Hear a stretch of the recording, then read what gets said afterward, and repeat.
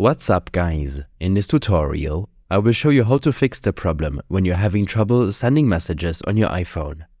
This should be quite an easy tutorial. For more information, click on the first link in the description below. This problem is usually related to your network connection, app version, or it's related to your device settings. First, you should ensure that you're using a reliable network connection. Switch your connection from cellular to Wi-Fi or vice versa. You can also make use of a speed testing site or application such as Speedtest. Here, preview your average upload and download speed to the nearest server. If your internet speed seems fine, then open up your iPhone settings. In the General section of your settings, tap on Date and Time. Make sure that the Set Automatically option is enabled and that you're using the correct time zone. Back in your General settings, tap on Software Update. Download the latest update in case there's one available to you.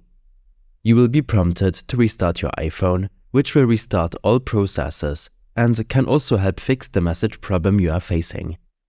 If you're unable to send iMessages via the Messages application, then sign out and back into your Apple ID account. This will make sure that the problem is not related to the Apple ID servers. While in your settings, navigate to the Messages section. Here, disable the iMessage option.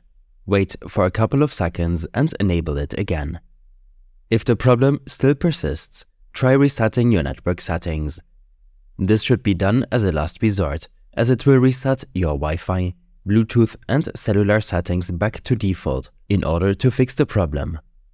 In your iPhone settings, navigate back to the General section and, under Transfer or Reset iPhone, tap on Reset and then Reset Network Settings.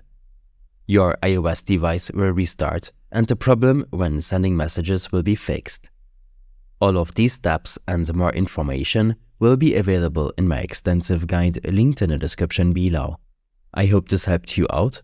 Leave a comment if you have any questions and see you in the next one.